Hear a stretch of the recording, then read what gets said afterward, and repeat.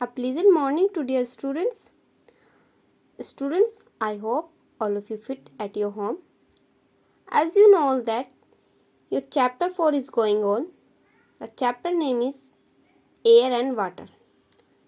Students, today in this video we will know about water and its forms. So students, let's just start water and its forms. Students, all of you know very well कि हम सभी without water जीवित नहीं रह सकते हैं।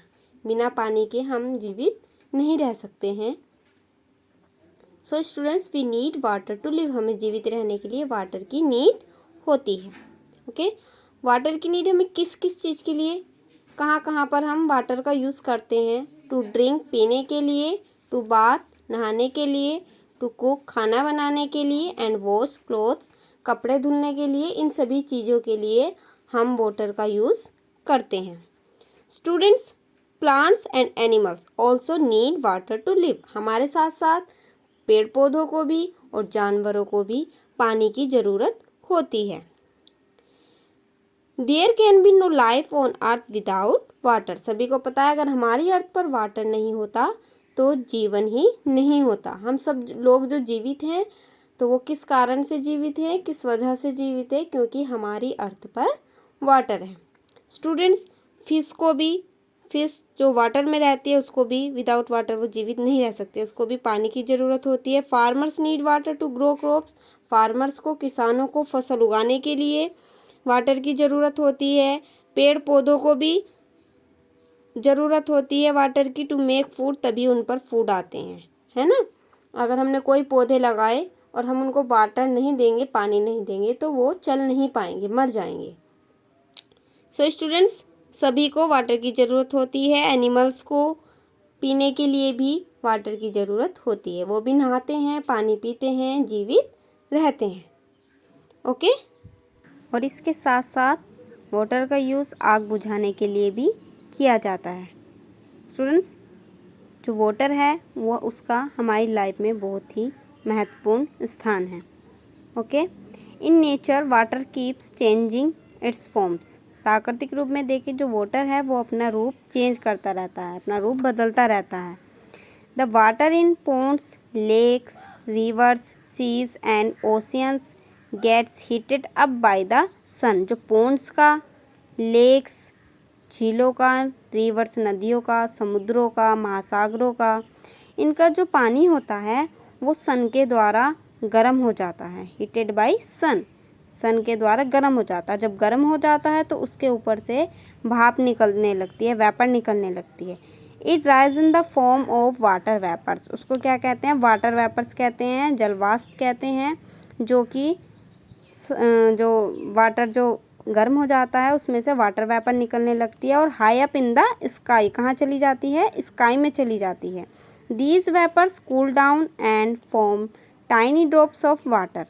फिर वो जब आकाश में चली जाती हैं वहाँ जाकर वो ठंडी हो जाती हैं और छोटी छोटी बूंदें बन जाती हैं। The form of tiny drops of water, वो भापों की छोटी छोटी बूंदें बन जाती हैं। These tiny drops join together to form clouds. और वो छोटी छोटी बूंदें आपस में ज्वाइन हो जाती हैं और किसका रूप धारण कर लेती हैं? क्लाउड्स का, बादल बन जाते हैं। फर्दर कूलिंग, जब वो ठंडी हो जाती हैं, द ड्रॉप्स गेट बिगर, तो वो बूंदें बड़ी हो जाती हैं।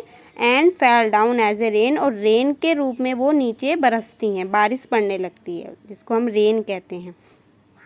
Students, this never ending cycle of water is called water cycle. और इसको ही जल चक्र कहते हैं, जो कि कभी समाप्त नहीं होता है। जो पानी बरसता है, बारिश होती है, वो पानी फिर से रिवर्स में जाता है। सनराइज होता है, सन की किरणों से पानी फिर से गर्म होता है और भाप बनकर फिर आसमान में चला जाता है। तो यही प्रक्रिया चलती रहती है। Place where the temperature is low, जहाँ के प्लेस का टेम्परेचर लो होता है तो द वाटर फ्रीजेस, जो वहाँ का वाटर होता है वो जम जाता है। And it is found in the form of ice. और वो किस रूप में बदल जाता है? वो आइस के रूप में बदल जाता है, उसकी बर्फ़ बन जाती है जहाँ का टेम्परेचर बिल्कुल लो होता है। Water can be found in, अब हम वाटर को कहाँ कहाँ पा सकते हैं? तो कौन कौन से सोर्सेज हैं ओशियंस, सीज, रिवर्स, है ना, पोन्ड्स और लेक्स एक्सेट्रा, इन जगह पर जल पाया जाता है। लेकिन स्टूडेंट्स, इन सभी जल को हम पीने के लिए यूज़ नहीं कर सकते हैं। जितना भी जल है, we can not drink all types of water, ये सभी जल हम नहीं पी सकते हैं। Rain is the most important sources of water, जो रेन होती है, जो बारिश होती है, वो हमारा इम्पोर्टेंट सोर्स है ऑफ वाटर का। सबसे महत्वपूर्ण जो स्रोत है पानी का, वो हमारा रेन है।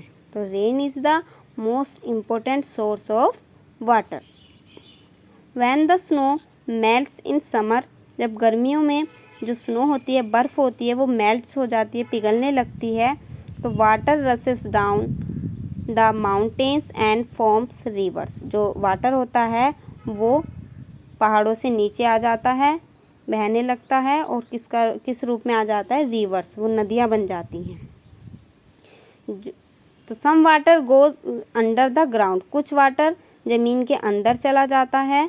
तो we draw up this water from wells, तो वो जो ज़मीन के अंदर वाटर चला जाता है, ज़मीन उसको सोख लेती है, वो ज़मीन के अंदर पानी चला जाता है, वो किस रूप में हम उसे निकालते हैं, किस रूप में उसे प्राप्त करते हैं। We draw up this water from wells, कुओं से हम पानी खींचते हैं। पहले समय में कुएं होते थे, ट्यूबवेल से, एंड थ्रू हैंड पम्प्स, जो हैंड पम्प्स होते हैं उनसे भी हम जल प्राप्त करते हैं। So students, what pollutes the water, किन चीज़ों से हमारा पानी पोल्यूट्स हो जाता है।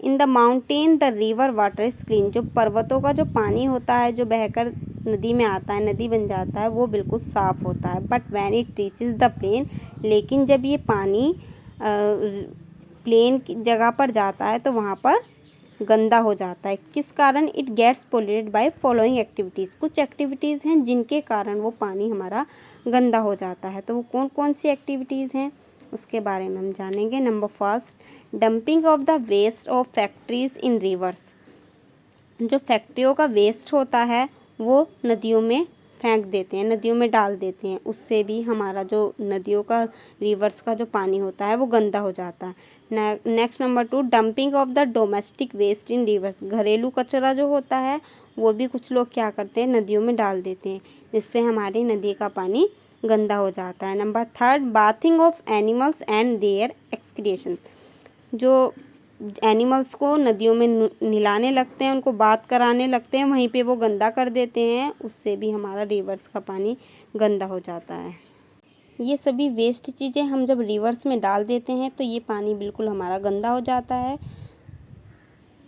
और वरना जो हमारा माउंटेन से जो पानी आता है, वाटर आता है, वो बिल्कुल क्लीन आता है, लेकिन इन सभी एक्टिविटीज़ से वो गंदा हो जाता है। एंड क्लीन वाटर, अब साफ़ पानी, बिल्कुल प्योर वाटर कैसे हम यूज़ करना चाहिए, कैसे हम उस वाटर को प्योर कर सकते हैं जो वाटर गंदा हो जाता है। So students, this can be done in many ways, जो पानी गंदा हो चुका है उसको कई तरीके से हम साफ़ कर सकते हैं। कुछ पॉइंट्स हैं जिनसे हम अपने डर्टी वाटर को बिल्कुल प्योर कर सकते हैं उसको यूज़ करने से पहले। तो नंबर फर्स्ट, बॉइलिंग वाटर अगर हमारा गंदा है, डर्टी है, तो उसको बॉयल करके, उबाल कर वाटर बिल्कुल साफ़ हो जाता है, बिल्कुल क्लीन हो जाता है। And next number 2 is adding chlorine tablets, water में क्लोरीन टैबलेट ऐड करने से वाटर बिल्कुल क्लीन हो जाता है, साफ़ हो जाता है। And next number 3 is filtering the water को हम फिल्टर करके भी उसका यूज़ कर सकते हैं। So students, I hope all of you understood very well and read again this chapter. Students, आप सभी को, हम सभी को ये ध्यान रखना है कि हमें अपनी एयर को कैसे क्लीन करना है, हमें ज़्यादा से ज़्यादा पेड़ पौधे लगाने हैं, और अपने आसपास की गंदगी को, घर के वेस्ट चीज़ों को पानी में नहीं डालना है, जिससे हमारा जो रिवर्स होती हैं वो गंदी ना हो। ठीक है students, so all of you read again this chapter. Okay, take care students, good bye, thank you.